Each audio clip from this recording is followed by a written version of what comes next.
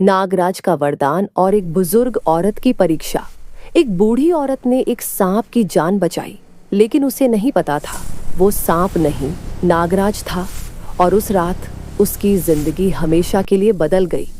दोस्तों, क्या आपने कभी सोचा है कि जब आप किसी बेजुबान की मदद करते हैं तो शायद वो बेजुबान कोई साधारण जीव नहीं होता? आज की कहानी एक ऐसी बुजुर्ग औरत की है जिसने एक घायल सांप को बचाया, और उस सांप ने उसे कुछ ऐसा दिया जो किसी ने नहीं सोचा। नागराज ने उस बुजुर्ग औरत की परीक्षा ली, और उस परीक्षा का नतीजा आपको हिला देगा। तो आइए जंगल की गहराई में चलते हैं। चैनल सब्सक्राइब करें, बेल आइकन दबाएं, और चलिए शुरू करते हैं। मध्य प्रदेश के विंध्याचल पर्वत की तलहटी में एक छोटा सा गांव था, नागपुर। और उस गांव के किनारे जंगल से सटी एक टूटी फूटी झोपड़ी में रहती थी सावित्री माई। 70 साल की उम्र, झुकी हुई कमर, सफेद बाल, लेकिन आंखों में एक अजीब चमक, जैसे किसी दिए की लौ जो तूफान में भी न बुझे। सावित्री माई का पूरा परिवार बरसों पहले एक महामारी में चला गया था। बेटा, बहू, सब बचा था तो बस एक छोटी सी जमीन का टुकड़ा, एक बूढ़ी गाय और पड़ोस की अनाथ बच्ची गौरी। गौरी के माँ बाप नहीं थे। सावित्री माई ने उसे अपनी पोती की तरह पाला था। गौरी, सुबह हो गई री बिटिया, उठ, पानी भरला कुएं से, आज बाग में काम है। माई, आज बहुत ठंड है, थोड़ी देर और सोऊं? अरे, ठंड तो किसान की दोस्त होती है। उठ बेटा, दिन छोटे हैं इस मौसम में। सावित्री माई की जिंदगी सरल थी पर खुशहाल। वो जंगल से लकड़ी लाती थी, छोटी सी खेती करती थी और गौरी को पढ़ाती थी। लेकिन एक मुसीबत थी, लालू साहूकार। लालू साहूकार गांव का सबसे धनी आदमी था, लेकिन धन से उसकी भूख कभी नहीं मिटी। उसकी नजर थी सावित्री माई की उस छोटी सी जमीन पर, जो जंगल के बिल्कुल किनारे पर थी। उस जमीन के नीचे एक पुरानी कहावत थी कि वहां नागराज का वास है, लेकिन लालू को इससे कोई फर्क नहीं पड़ता था। एक दिन लालू साहूकार अपने 2 गुंडों के साथ सावित्री माई के दरवाजे पर आया। ए बुढ़िया, सुन, तेरी ये जमीन मुझे चाहिए। कागज पर अंगूठा लगा दे, मैं तुझे 500 रुपए दे दूंगा। यह जमीन मेरी होगी। बूढ़ी औरत, तू मेरी बात मान ले वरना भुगतेगी। लालू बेटा, ये जमीन मेरे मरे हुए बेटे की निशानी है, ये बिकाऊ नहीं है। बुढ़िया, मुझसे पंगा मत ले। अगर तूने खुद नहीं दी तो मैं कोर्ट कचहरी से छीन लूंगा। जो भगवान ने दिया है वो भगवान ही लेगा, तू नहीं। देख लेना बुढ़िया। लालू मुंह बनाकर चला गया, लेकिन सावित्री माई जानती थी वो वापस आएगा, और इस बार शायद ज्यादा ताकत लेकर। उस रात सावित्री माई बहुत देर तक जागती रही। उन्होंने भगवान से प्रार्थना की, हे भगवान, मुझे कुछ नहीं चाहिए, बस गौरी का भविष्य सुरक्षित रहे और ये जमीन बची रहे। अगले दिन सुबह सावित्री माई जंगल में लकड़ी लेने गई। घना जंगल था, पत्तियों की सरसराहट थी, और तभी उन्हें एक आवाज सुनाई दी, जैसे कोई पत्तियों में छटपटा रहा हो। उन्होंने नजदीक जाकर देखा, एक बड़ा सांप, काला, चमकदार, पत्थरों के बीच फंसा हुआ था।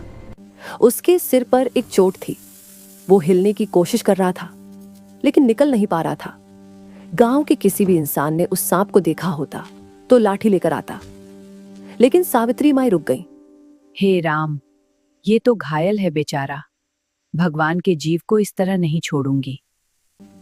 सावित्री माई ने अपना पल्लू उठाया, सांप के पास धीरे धीरे गई। उन्होंने पत्थर हटाए, फिर उन्होंने अपने साथ लाए हुए कपड़े के टुकड़े से सांप के सिर की चोट पर थोड़ी हल्दी लगाई, जो वो हमेशा अपने साथ रखती थी। सांप काटने की कोशिश नहीं किया, जैसे वो समझ रहा हो। जा बेटा, ठीक हो जा, जंगल तेरा है, यहाँ कोई तुझे नहीं मारेगा। और सावित्री माई वापस चल दी। उन्हें नहीं पता था कि उनकी यह दयालुता एक परीक्षा की शुरुआत थी। उस रात, अमावस्या की काली रात में, सावित्री माई की झोपड़ी के बाहर कुछ हुआ। एक अजीब रोशनी, हरी नीली, जैसे हजारों जुगनू एक साथ जले।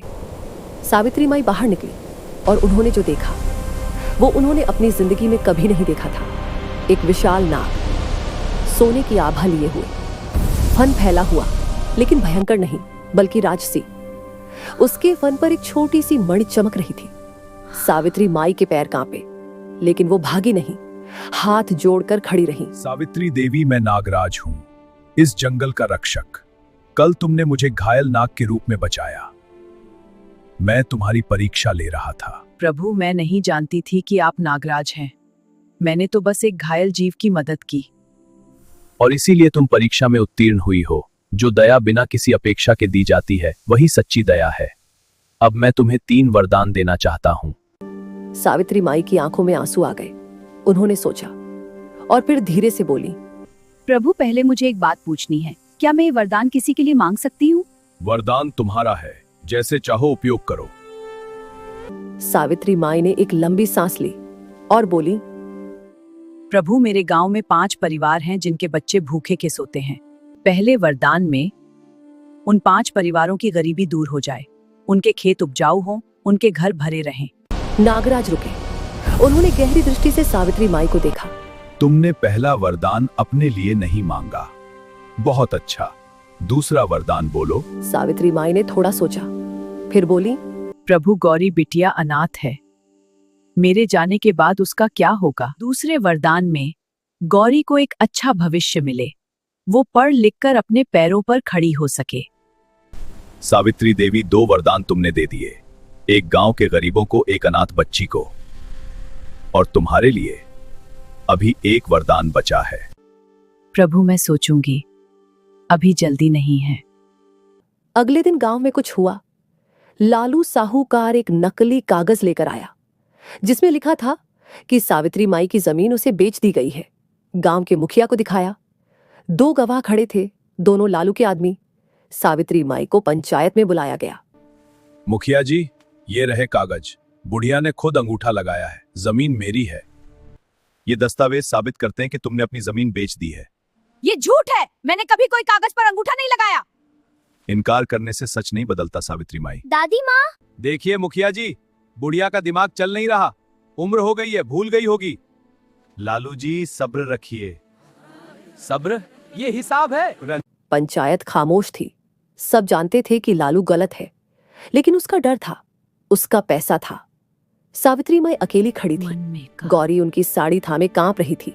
और तभी, नागराज, अगर तुम सच में हो तो सच की रक्षा करो। मेरा तीसरा वरदान यही है। पंचायत के बाहर सरसराहट हुई। सब लोगों ने देखा, जंगल की तरफ से एक हरी नीली रोशनी आ रही थी। पत्ते कांप रहे थे, हवा रुक गई थी, पक्षी चुप हो गए थे।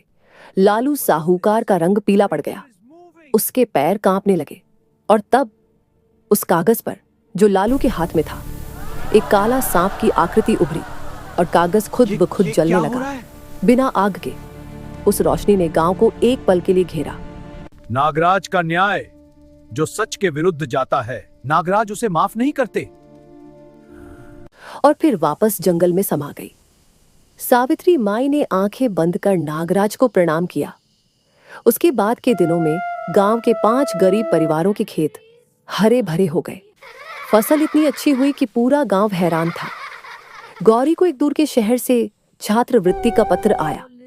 किसी ने भेजा, पता नहीं किसने।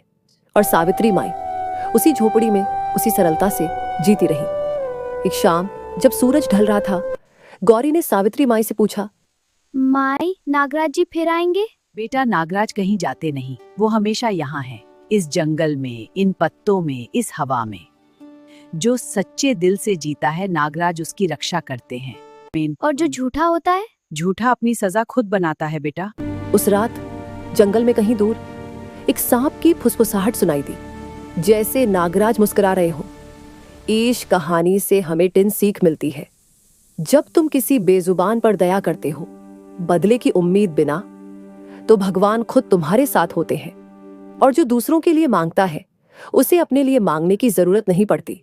दूसरी सीख, लालच का कागज कभी न कभी जल जाता है, सच हमेशा बाहर आता है, चाहे देर हो जाए। तीसरी सीख, वरदान की असली ताकत यह नहीं कि तुम क्या मांगो, बल्कि यह है कि तुम किसके लिए मांगो। दोस्तों, सावित्री माई और नागराज की यह कहानी सुनकर आपके मन में क्या आया? क्या आप भी किसी की मदद बिना किसी उम्मीद के करते हैं? कमेंट में लिखिए। एक ऐसा पल जब आपने किसी बेजुबान की या किसी जरूरतमंद की मदद की, बिना किसी स्वार्थ के। अगर यह कहानी आपके दिल को छू गई तो इसे अपने परिवार के साथ शेयर करें, सब्सक्राइब करें, लाइक करें, बेल आइकन दबाएं। मिलते हैं अगली कहानी में। जय नागराज।